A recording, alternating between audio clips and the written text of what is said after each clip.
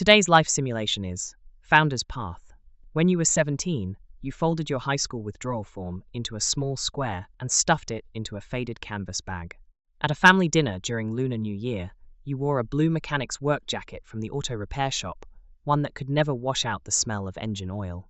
Your aunt, sharp-eyed as ever, pulled you aside and deliberately moved her brand new leather handbag from the empty seat next to you to another table.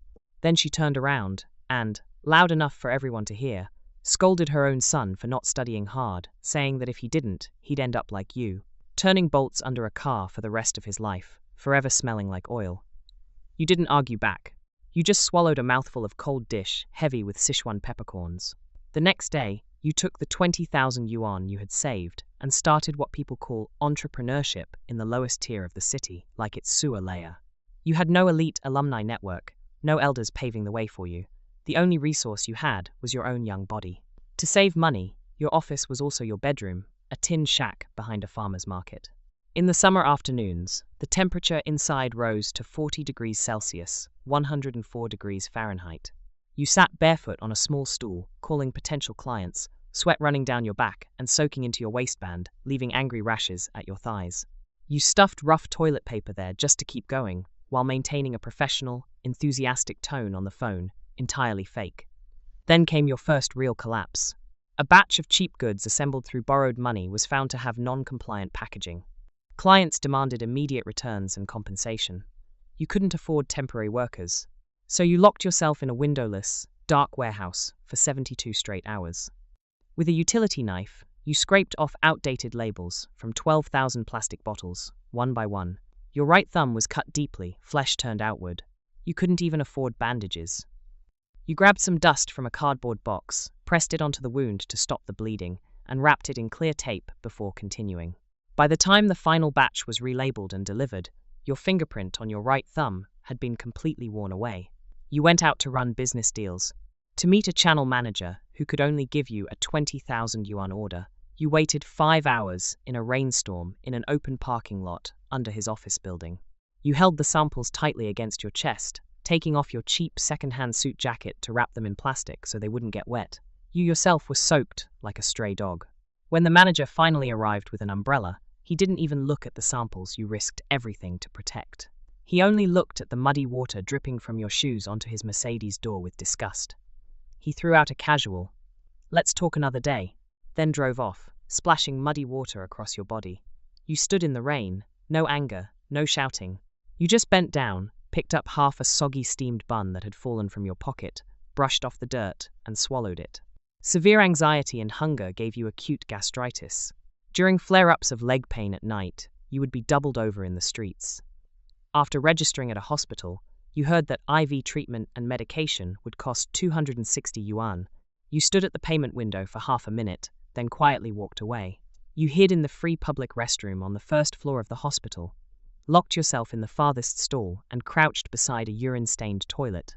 You bit down on a roll of free toilet paper to keep yourself from screaming as your body convulsed in pain. Outside, you could hear the janitor mopping the floor. You didn't dare make a sound. You survived by being more desperate than everyone else. To win a make-or-break contract, you found out where a client's CEO's mother was hospitalized. You couldn't afford fancy fruit baskets, so every morning at 5:30, you went to the market to pick the freshest pork ribs, cooked soup with a cheap electric stove, and brought it in a thermos. The caregivers saw you as an annoyance. Relatives looked at you like a thief. You pretended not to understand any of their contempt. You naturally helped with changing bedding, cleaning, even unclogging a catheter with your own hands. For 13 straight days, you worked in that ward like a free, faceless caregiver, never once mentioning business. On the day the mother was discharged, the CEO called you into the hallway and threw a signed contract into your arms. You walked into an empty stairwell, couldn't catch your breath, your vision went black, and you collapsed to your knees on the concrete floor. You dry heaved up blood-tinged bile. You took on orders that no one else in the industry even bothered to look at single-unit profit margins of just 30 cents.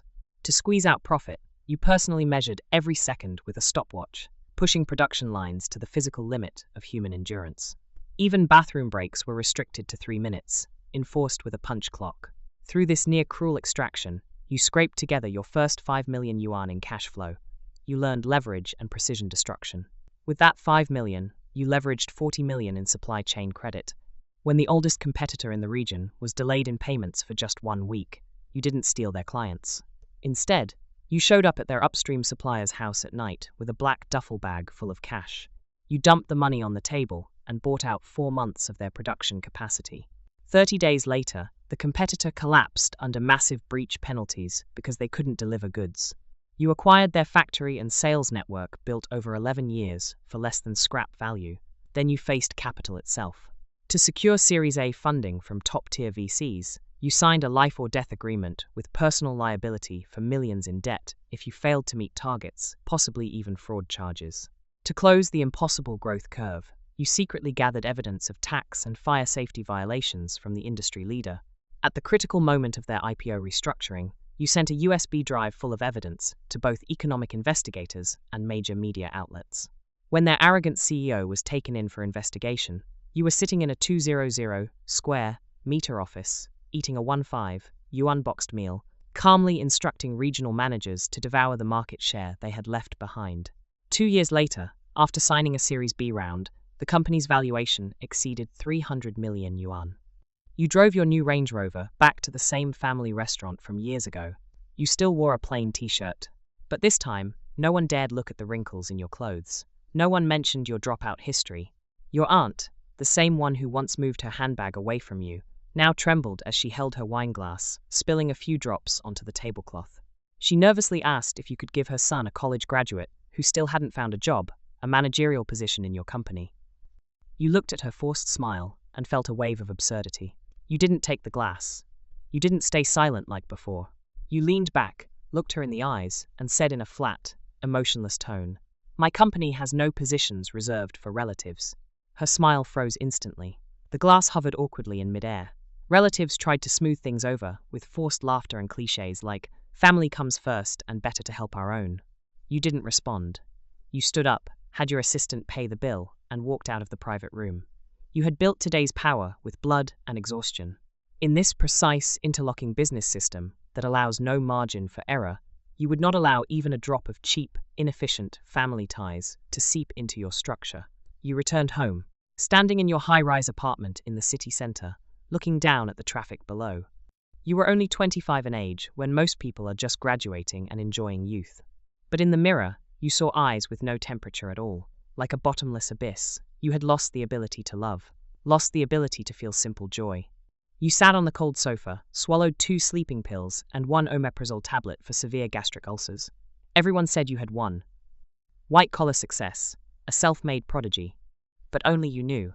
That young man who once got genuinely happy over a bowl of instant noodles with extra meat had already died a long time ago in that night when he couldn't even make payroll.